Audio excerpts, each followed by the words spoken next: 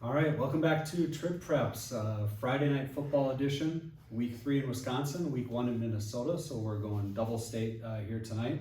We'll start as we usually do by just going over a quick score list. The NBC, we had Onalaska 54, Holman nothing, Baraboo 35, Toma 6, Reedsburg 28, Central 26 at a game that James is at, Logan 43, Sparta 29, a game that Andrew Polk was at down here. West Salem 44, Westby 7, I was there. Arcadia 20, Viroqua 14. Aquinas 44, GET 22. We had Andrew Tucker from the Winona Daily News who's joining us tonight out at that one. Altoona 24, Black River Falls 8. In the Dairyland Conference, we had Blair Taylor getting its first win, 44-0 over Independence Gilmanton. Augusta 56, Melrose Mindoro 18.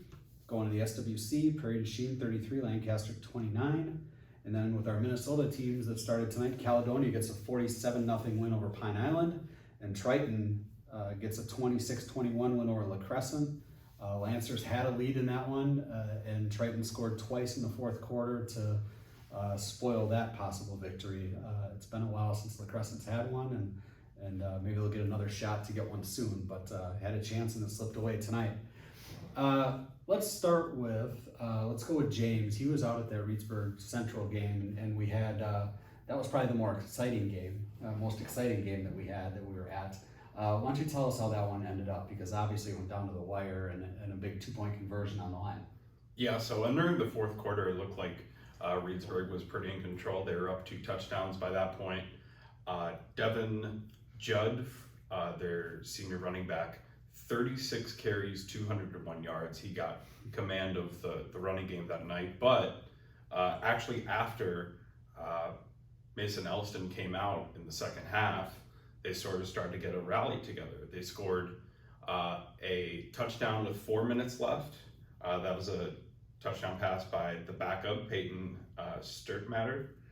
And then they got a 3-and-out stop, followed by a botched punt where they basically got a short field.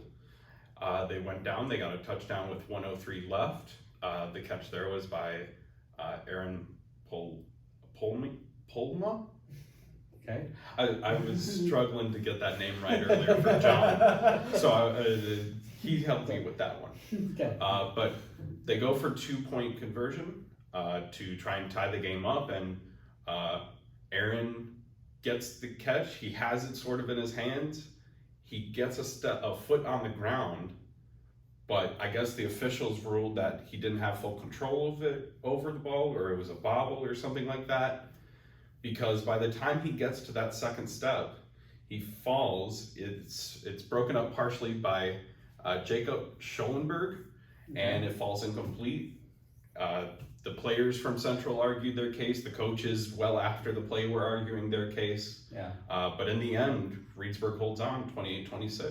Okay. And you said Mason Elston got a little banged up in this one. That's why we had to go to a backup here in that game. Yeah, he came out 127 rushing yards, but he came out. He took I guess a hit to the back of the head and got pulled out of that game. Was dealing with some sort of injury on the sideline, but obviously time will tell if he'll be back. Boston Brindley was really key for them down that late stretch. He threw for 1 touchdown in that fourth quarter. He also caught a touchdown in the first quarter and picked off a pass in the fourth quarter. That's a specialty. Yeah, he was able to do a lot for them, especially when Elston went down. But in the end, 201 yards from one guy. They didn't have a backup, Reedsburg, or at least their normal backup for Devin Judd, and so he got a lot of touches. And overall, physicality was the word I heard from both teams. Is these are 2 physical teams, one out physical the other. Okay. And that running back had 2 big games coming into this too, so they kind of knew that's where Reedsburg was going to look, and it didn't help them. They still weren't able to stop him.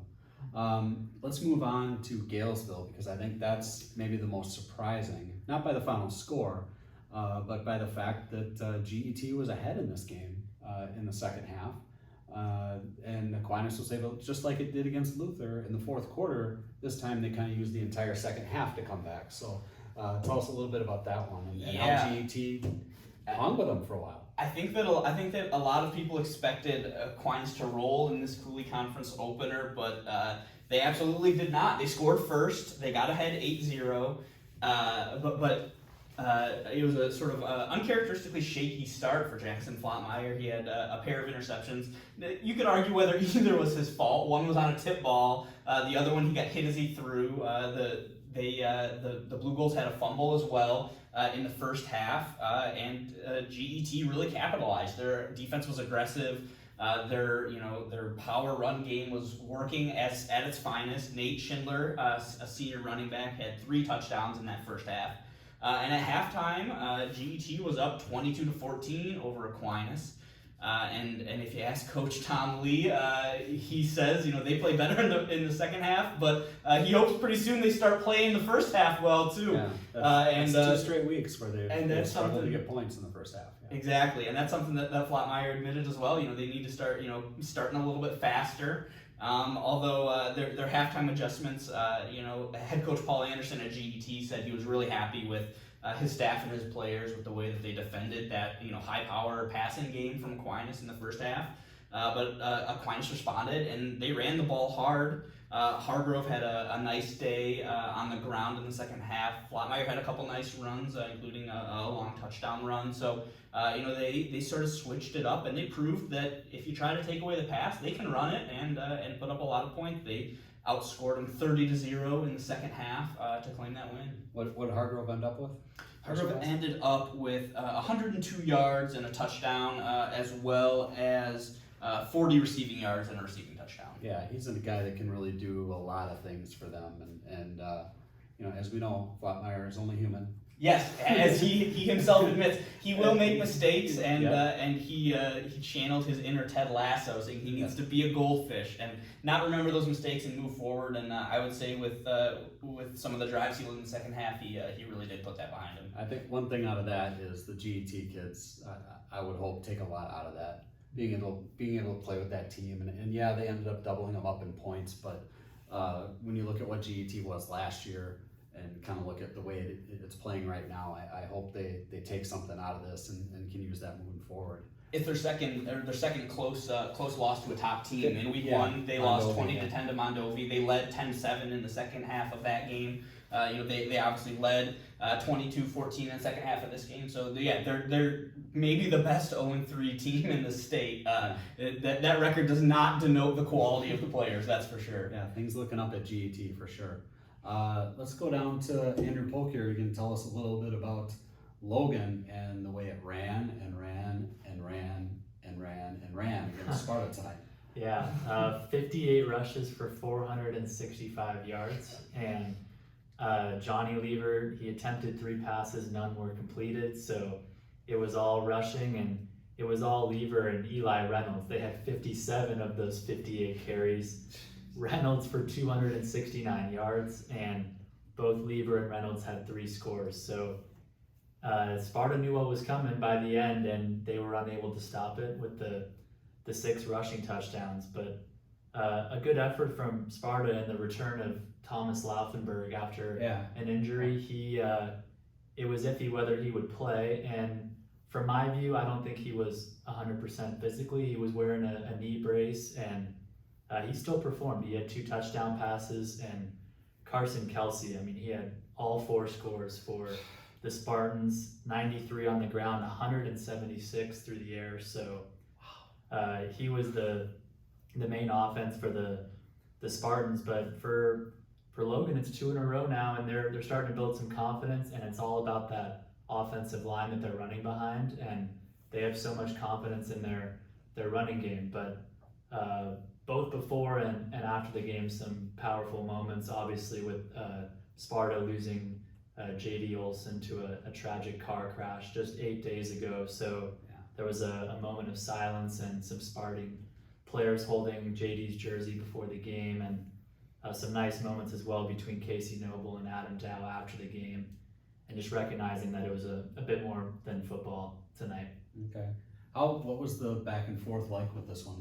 Were they back and forth with the lead early, and then Logan was able to pull away? Yeah, in the first half they traded scores. Sparta took the early lead 6-0, and then Logan bounced right back, but started to pull away late in the second quarter. And coming out of halftime, Logan scored on its first 3 drives, so that really put the nail in the coffin for the Spartans. And if you're Sparta and you have Kelsey, you're always still kind of in it. Right. Yeah, so the big plays he's made, that's 2 weeks in a row of 4 touchdowns. Yeah, it was out of hand by the end, but they put him in the Wildcat, and he just ran for a 60-yard score like nothing. So they're using him in many ways, but they're going to need to find him the ball in any way they can for them to have success this year. Okay. I was out at West Salem tonight, and I think a lot of people, when you look at the Cooley Conference, you're going to think West Salem and Aquinas at the top, and people kind of want to know where that gap is, from the top 2 to the rest of the pack. And I think a lot of people thought Westby was that number 3 team, and it could be by the time we're done with this, because Westby played 2 really good games to start the season, but was just overmatched by West Salem tonight. They had hit a couple of big plays. They had a big run and then a big pass on a 2-play 70-yard drive to get within 14-7, and that was about it. West Salem took care of things from there. Brett McConkey threw for a couple of touchdowns, ran for a couple. Luke Knoll scored 2 more times. He's up to 7 now this year, had 125 yards. West Salem really played well defensively, I thought, in this one, in addition to all the points. They scored touchdowns on 2 4th-down plays. So they really kind of knew what they wanted to go out there and do today, and really executed against, they held a team that scored 70 the first 2 weeks to 7 tonight. And that running back tandem that Westby has with Garrett Vatlin and Rhett Stensline is tough to control, but I thought Westby did a really good job of that. I think Vatlin had maybe 70-some rushing yards, but Stensline didn't break anything big out of the backfield. He did have the touchdown catch that they had, but I thought West Salem just did a really good job in winning a one-sided game against a team that had played so well in the first 2 weeks. So I just want to touch real quick on that Onalaska-Holman game. We talked last week about Onalaska being able to shut out Menominee. Shutting out Holman's a little different than shutting out Menominee, but this is a rivalry game, and to go out there and win 54-0 and score, I think they had 40 in the first half. This was kind of a breakout offensive game for Onalaska, which has had fantastic defense to this point, but it hasn't scored very many points. And getting that 54 has got to help those guys moving forward, I would think. And they did it the way they expected to, sort of at the beginning of the year. Nick Odom, 7 catches, 117 yards. Yes, and that he might be one of the. We talked about Kelsey, but Odom might be one of the more dangerous players we have. And anytime you're lining up against Onalaska, you need to know where he's at. 1, and 2, you need to know how you're going to try to stop him. If you give him a split second, he's going to be gone. And I think we're going to see a lot more. We haven't seen huge yardage games out of him yet. Other than tonight, he had the 117, but they're going to him a lot.